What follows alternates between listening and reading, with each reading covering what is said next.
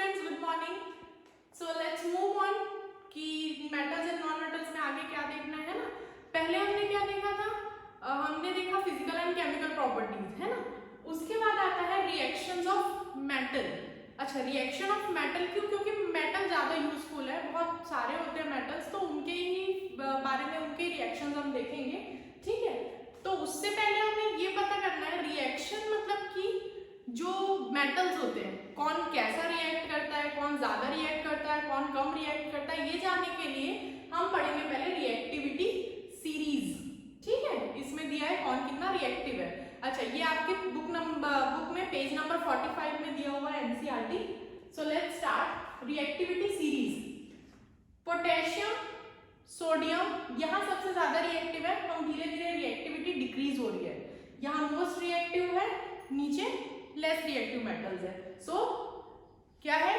Potassium, sodium, calcium, magnesium, aluminium, फिर zinc, iron, lead, then hydrogen, copper, mercury, silver and gold, ये है, ठीक है। तो सबसे ज्यादा रिएक्टिव कौन है? पोटेशियम, सोडियम, कैल्शियम, ये ज्यादा रिएक्टिव है, and copper, mercury, silver, gold ये कम रिएक्टिव है।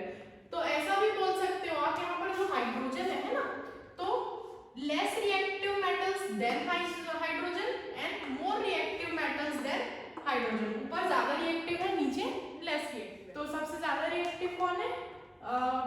पोटेशियम, उसके बाद रिएक्टिव है सोडियम, उसके बाद उससे कम कैल्शियम, उससे कम मैग्नीशियम, उससे कम एल्यूमिनियम, ऐसे करके ये सीरीज हुई है।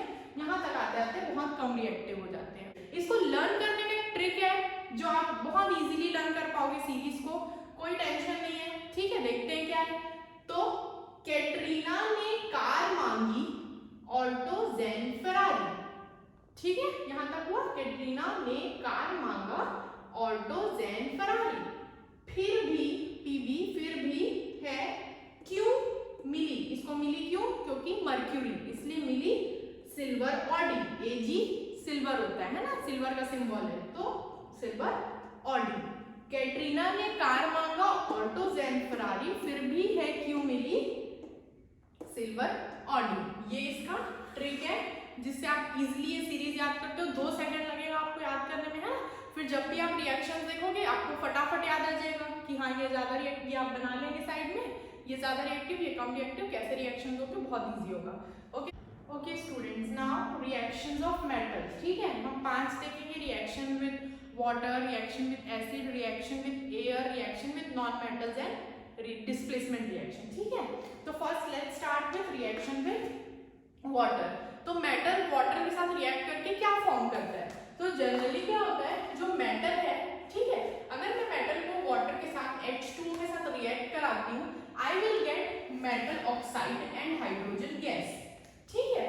फिर इसका क्या होता है, अंदर ही रिएक्शन में मेटल ऑक्साइड जो बना है वो क्या करेगा, मेटल ऑक्साइड जो बना वो एक्सेस ऑफ वाटर, जो बचा हुआ वाटर है उससे क्विक रिएक्शन करता है और देता है मेटल हाइड्रोक्साइड, ठीक है। सो फाइनली क्या होता है, जब मैं मेटल को वाटर से रिएक्ट करूंगी तो उसमें मेटल ऑक्साइड बन जाएगा, उसके बाद वो तुरंत क्या बन जाएगा, वो और एक्सेस वाटर से रिएक्ट करके मेटल हाइड्रोक्साइड और हाइड्रोजन गैस इवॉल्व होती है। तो जब दोनों को ऐड करेंगे, है ना, ये और ये क्या हो जाएगा, कैंसिल हो जाता है, आपको तो पता है। तो इसका नेट रिएक्शन क्या बनता है, फाइनल रिएक्शन क्या बनेगा? तो क्या होता है, मेटल को जब हम वाटर में रिएक्ट करते हैं तो we get metal hydroxide plus hydrogen gas, ठीक है। हाइड्रोजन गैस इवॉल्व होगी एंड मेटल हाइड्रोक्साइड फॉर्म होगा। ओके स्टूडेंट्स, तो ये रिएक्शन है, आप ऐसा ही लिखोगे। ये होता है पहले, उसके अंदर का प्रोसेस है ना, फिर उसके साथ ये हो जाता है, क्विकली ये मिलता है हमें फाइनल प्रोडक्ट। अच्छा, अब बेस्ड ऑन रिएक्टिविटी सीरीज हमने जो देखा, तो कौन सा मेटल कैसे रिएक्ट करता है इसके साथ वो देखते हैं। तो first let's talk about Na और K, मतलब सोडियम और पोटेशियम मोस्ट रिएक्टिव मेटल्स है। ये कैसे रिएक्ट करेंगे भाई वाटर के साथ? तो Na या फिर K, अलग अलग भी लिख सकते हो। इसको अगर मैं वाटर से रिएक्ट करूंगी, है ना, एग्जांपल के लिए देख लेते हैं। अगर मैं K को वाटर से रिएक्ट कर रही हूँ, ठीक है, या Na को करूंगी नीचे, तो क्या होगा? तो ये बनाएगा मेटल हाइड्रोक्साइड। कौन सा मेटल है? K, KOH, ठीक है, potassium hydroxide, NaOH। Sodium metal का क्या होगा? सोडियम इवॉल्व करता है क्या, H2 गैस, ठीक है, H2 गैस। बट ये जो रिएक्शन है, क्योंकि ये मेटल्स बहुत रिएक्टिव है, हाईली रिएक्टिव है, तो ये क्या करते हैं, एकदम रैपिड क्विक रिएक्शन करते हैं। इट इज सो विग्रस, मतलब फुल ऑफ एनर्जी होता है रिएक्शन, फटाफट होता है एकदम। और क्या होता है इसमें, क्योंकि ये बहुत रैपिड रिएक्शन है, बहुत एनर्जी से होता है, तो इसमें बहुत सारी हीट इवॉल्व होती है। ये बहुत एक्सोथर्मिक रिएक्शन है ना, इसमें बहुत सारा हीट इवॉल्व होता है। और इतना होता है हीट एनर्जी के कारण जो हाइड्रोजन गैस निकल रही है उसमें आग लग जाती है, ठीक है। So plus heat.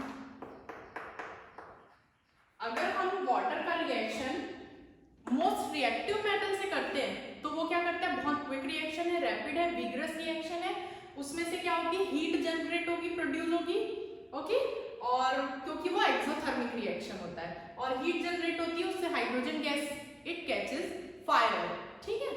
इसको हम जो NaOH की इतना रिएक्टिव है कि ना हम इसको पानी में स्टोर कर सकते हैं, ना ही हवा में रख सकते हैं खुले, है ना। वो क्या करता है, तुरंत रिएक्ट कर जाता है, इतना रिएक्टिव है।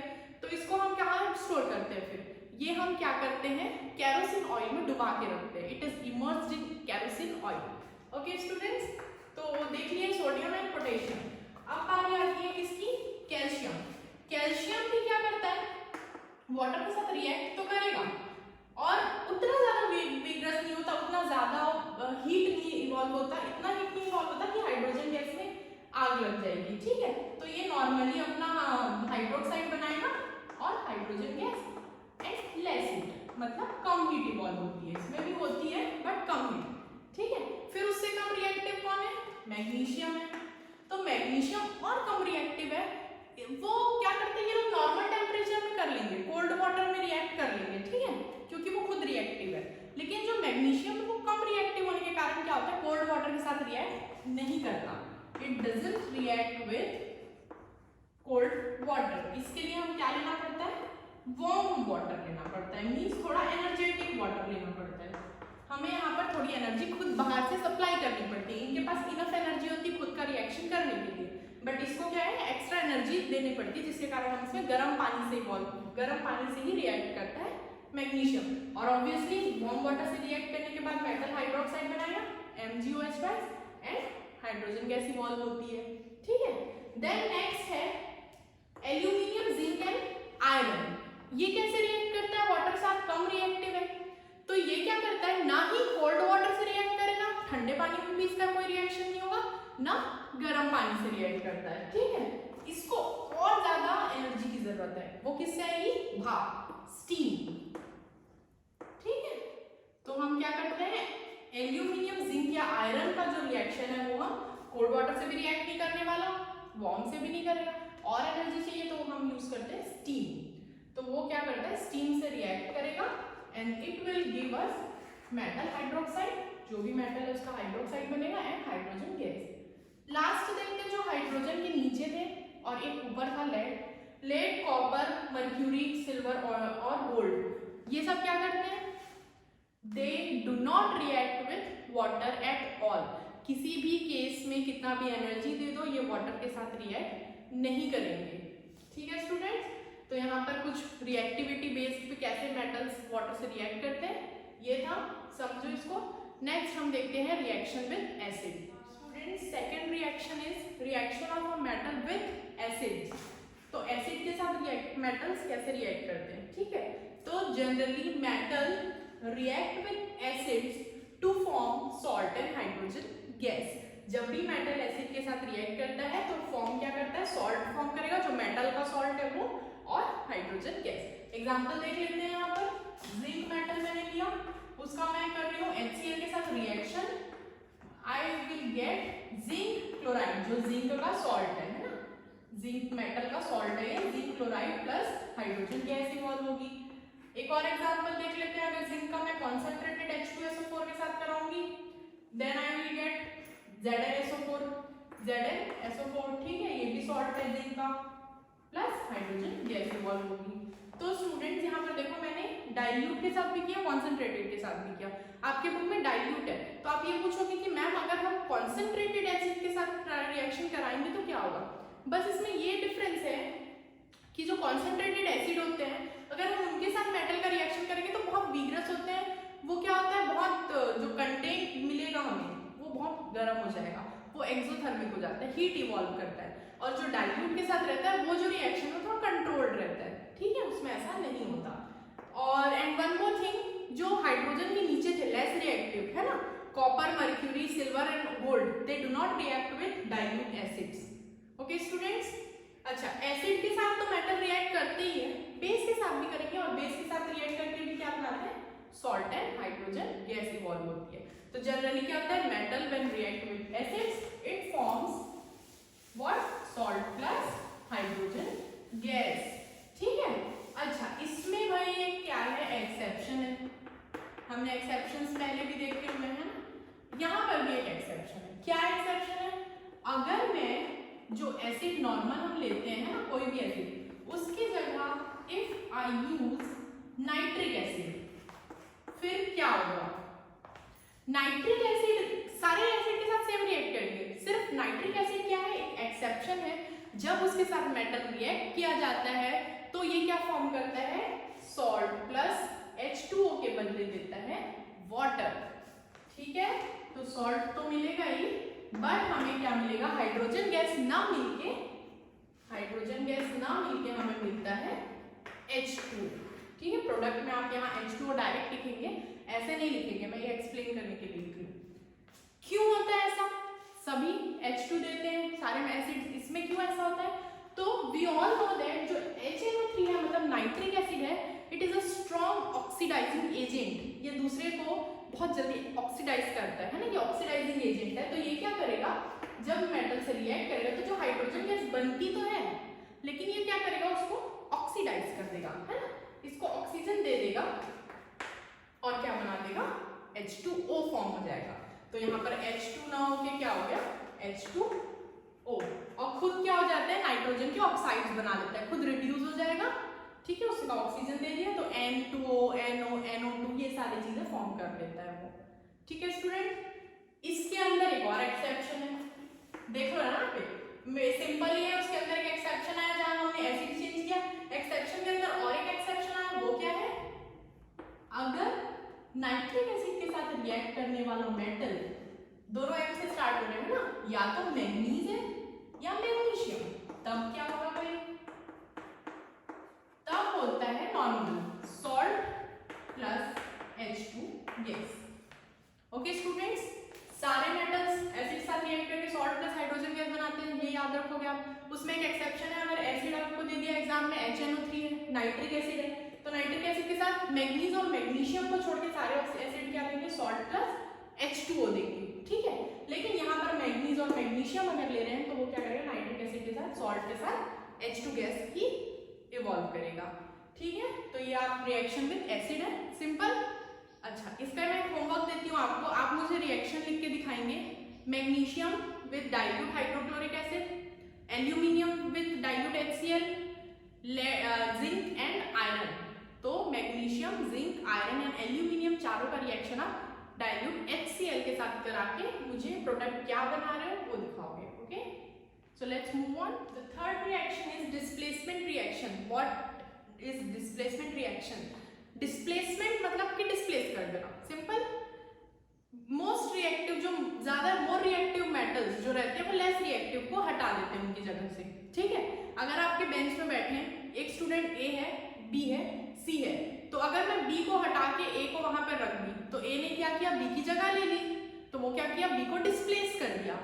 ऐसा ही होता है मेटल्स के साथ, जो मोर रिएक्टिव मेटल्स है वो लेस रिएक्टिव को हटा के उसकी जगह पर खुद जाके बैठ जाते हैं और उसको अकेला छोड़ दिया, तो ये क्या हो गया, डिस्प्लेसमेंट रिएक्शन। ये हमने चैप्टर 1 में भी देखा है, सेम एक बार और रिपीट हो रहा है, इसमें देख लेते हैं, है ना, डबल पढ़ने में कोई बुराई नहीं है।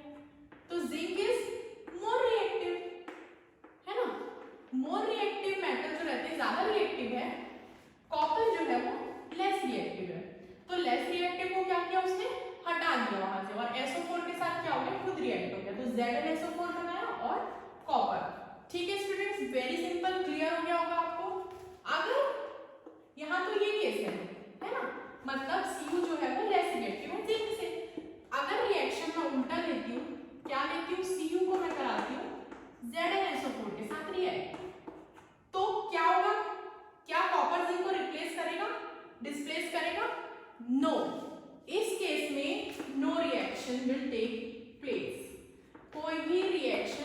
होगा ऐसे केस में। ठीक है, आपको 2 होमवर्क दे देती हूँ, एकदम सिंपल है। एक चीज याद रखना, जो बाहर के रहते हैं मेटल्स, फर्स्ट में जो लिखा है अलग से, वो मोर रिएक्टिव होंगे, तभी डिस्प्लेस करके रिएक्शन होगा।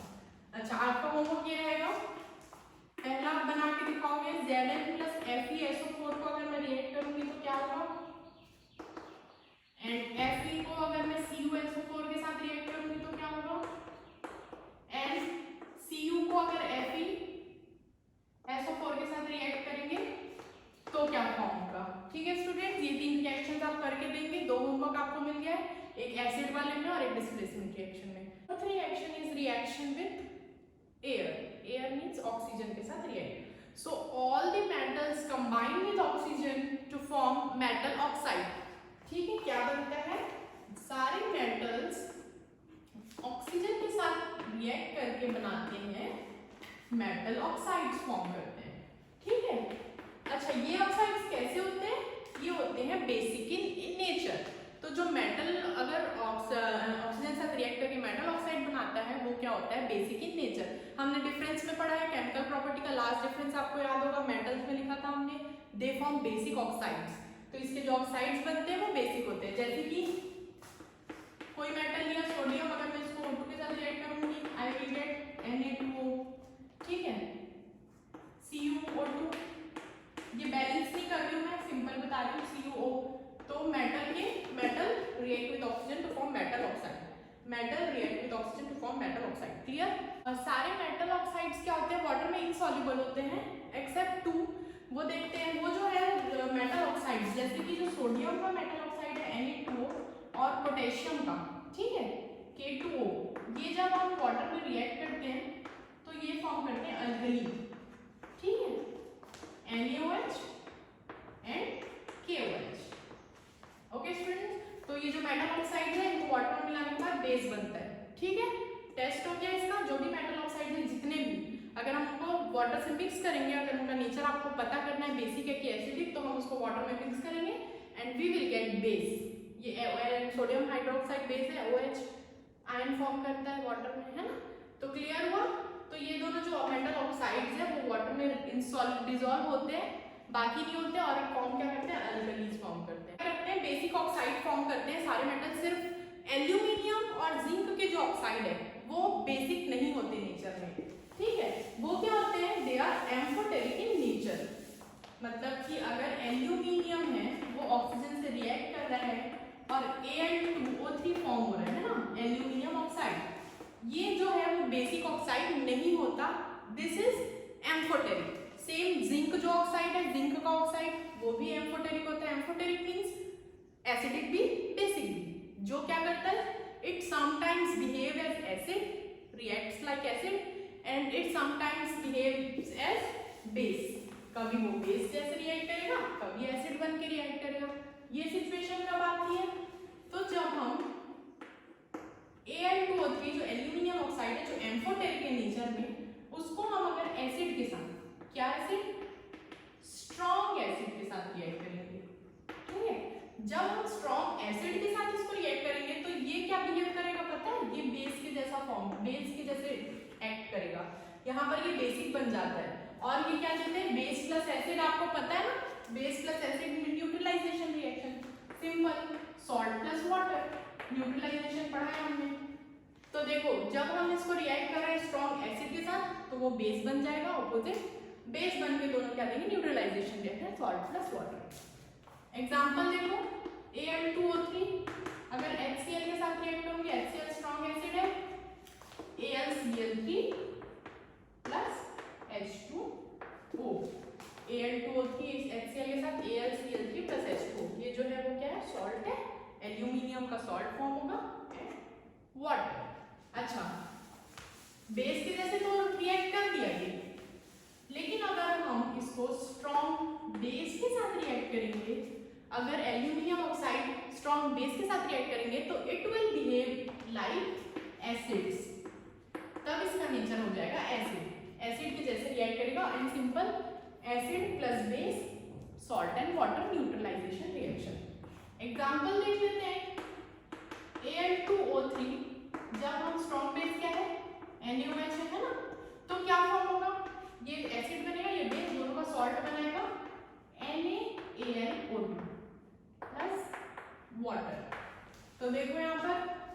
ऑक्सीजन स्ट्रॉन्ग बेस के जैसे रिएक्ट कर रहा है, तो ये किसके जैसे रिएक्ट कर रहा है, एसिड बन जाता है and salt and water form में। ठीक है स्टूडेंट्स, तो सारे मेटल ऑक्सीजन के साथ रिएक्ट करके मेटल ऑक्साइड देते हैं जो बेसिक होते हैं नेचर में, और जो metal except aluminium and zinc, aluminium और जिंक जो है वो ऑक्सीजन के साथ रिएक्ट करके मेटल ऑक्साइड तो देंगे लेकिन वो बेसिक नहीं होते, वो एम्फोटेरिक होते हैं नेचर में। हमने देख लिया एम्फोटेरिक का मतलब, जब हम वो एसिड भी के जैसे भी रिएक्ट करेगा, कभी जरूरत पड़ी तो बेस के जैसे भी रिएक्ट करेगा। ठीक है, उसके बाद एक पॉइंट हमने देखा कि सारे मेटल ऑक्साइड्स क्या होते हैं, इनसॉल्युबल होते हैं, पानी में घुलते नहीं है, लेकिन कुछ है जो डिसॉल्व हो जाते हैं, सोडियम एंड पोटेशियम के ऑक्साइड्स, और वो क्या बनाते हैं, अल्कली बेस। ओके स्टूडेंट्स, तो फोर्थ रिएक्शन भी कंप्लीट हो गया। लास्ट देखते हैं क्या है students. So the fifth reaction is reaction with non metal. Metals जो है वो नॉन मेटल के साथ कैसे रिएक्ट करते हैं, या नॉन मेटल मेटल्स के साथ कैसे रिएक्ट करते हैं और क्या फॉर्म होता है। तो यहाँ पर मैंने एग्जांपल में लिया है sodium metal plus chlorine non metal, metal and non metal मिलके क्या बना रहे हैं, NaCl, Na सोडियम क्लोरीन, तो सोडियम क्लोराइड, ये क्या बना, आयोनिक कंपाउंड है। दिस जो प्रोडक्ट है वो है आयोनिक कंपाउंड, मतलब metals and metal react with each other to form an ionic compound। ठीक है, क्या होता है देखो, इसमें आयोनिक कंपाउंड क्यों बोला मैंने, अगर इसको आप ब्रेक करेंगे तो Na plus Cl minus, plus charge minus charge, ions, तो ये आयोनिक बॉन्ड बनाते हैं। ठीक है, इस चैप्टर में आपको प्रॉपर्टीज ऑफ आयोनिक कंपाउंड दिया होगा, इसी से क्वेश्चन आ सकते हैं, यही पढ़ना है। तो 4 प्रॉपर्टी के बारे में देखेंगे, physical state, melting and boiling point, solubility and electrical conduction. तो क्या होता है फिजिकल स्टेट, सबसे पहला देखते हैं, है ना। तो आप इसको नमक याद रखिएगा, घर में नमक देखते हैं, सोडियम क्लोराइड, है ना, उसको याद रखिए दिमाग में, आपको चारों प्रॉपर्टीज क्लियर हो जाएंगे। फिजिकल स्टेट कैसा दिखता है, वो सॉलिड है। ठीक है, सॉलिड लिक्विड गैस क्या है, सॉलिड है ना। हार्ड रिजिड सॉलिड होते हैं, हार्ड रिजिड सॉलिड क्यों, क्या होता है, Na plus and Cl minus, ये जो दो आयंस है वो एक दूसरे को ऑपोजिट चार्ज है, प्लस माइनस अट्रैक्ट करेंगे एक दूसरे को, है ना। अट्रैक्ट करने के कारण इलेक्ट्रोस्टैटिक बॉन्ड फॉर्म करेंगे, बहुत स्ट्रॉन्ग बॉन्ड फॉर्म होता है, इसको इलेक्ट्रोवैलेंट कंपाउंड भी बोला जाता है। ठीक है, तो ये दोनों क्या करेंगे, स्ट्रॉन्ग इलेक्ट्रोस्टैटिक बॉन्ड से बनते हैं, तो इसलिए ये जो फिजिकल स्टेट है इनका हार्ड रिजिड सॉलिड बोलेंगे। नेक्स्ट पॉइंट है melting point and boiling point. सबको क्लियर हो गया यहाँ पर। Obviously melting and boiling point of the ionic compounds are high. High क्यों हुआ, क्यों मेल्ट करने में टेम्परेचर ज्यादा लग रहा है, क्योंकि इनके बीच का जो बॉन्ड है इट इज सो स्ट्रॉन्ग कि इसके लिए हमें बहुत सारे अमाउंट ऑफ एनर्जी नीड होगी, तो टेम्परेचर हाई करेंगे, तो ये क्या है, melting and boiling point high होता है। ठीक है, इसको तोड़ने के लिए, ब्रेक करने के लिए इनके बॉन्ड को। Third point is solubility. So the ionic compounds are in soluble in water, water में मिक्स होते हैं, नमक है ना, नमक पानी में घुल जाता है, लेकिन केरोसिन, पेट्रोल या डीजल ये सब में इनसॉल्युबल होते हैं। ठीक है, लास्ट है इलेक्ट्रिकल कंडक्शन, मतलब इलेक्ट्रिसिटी कंडक्ट करने की कैपेबिलिटी। तो जो आयनिक कंपाउंड है वो अपने सॉलिड स्टेट में कंडक्शन नहीं करेंगे, क्यों नहीं करेंगे, क्योंकि ये बॉन्ड बना हुआ है, और जो इलेक्ट्रिकल कंडक्शन है वो फ्री स्टेट में होता है, प्लस चार्ज माइनस चार्ज में जब आयंस फ्रीली घूमते हैं तब वो इलेक्ट्रिकल कंडक्शन कर पाते हैं। ऐसे में क्या करते हैं, इलेक्ट्रिकल कंडक्शन नहीं करते, लेकिन अगर मैं इसको डिसॉल्व कर दूं वाटर में, है ना, या फिर क्या करूं, मेल्ट कर दूंगी, तो ये अपनी इस स्टेट में आ जाएंगे, plus charge and minus charge. तो क्या होगा, जो इलेक्ट्रोड लगे होते हैं एनोड एंड कैथोड, तो वो माइनस वाला प्लस में जाएगा ये, और जो प्लस चार्ज वाला है वो माइनस में आएगा। तो ये कर लेंगे इजीली, अट्रैक्ट कर लिया मतलब यहाँ पर आ गए, यहाँ आने से इनके बीच के इलेक्ट्रिसिटी कंडक्ट होनी स्टार्ट हो जाएगी। तो यही था इलेक्ट्रिकल कंडक्शन, सॉलिड स्टेट में नहीं करेंगे क्योंकि वो बॉन्ड रहता है, जब बॉन्ड ब्रेक होगा, डिसॉल्व होगा या मेल्ट होगा कोई भी ionic compound, then it will conduct electricity. Okay students, तो ये 5 रिएक्शंस है, इतना ही है आपका मेटल एंड नॉन मेटल में पढ़ने के लिए। बाकी जो आगे है वो आपके सिलेबस से रिमूव हो गया, तो उसको पढ़ेंगे नहीं हम। आप हाफ ईयरली का पूरा तैयारी करेंगे, आप मुझे नोट्स भेजिए, कुछ भी डाउट्स है you can ask me, I will clear it all. ठीक है, ओके स्टूडेंट्स, थैंक यू।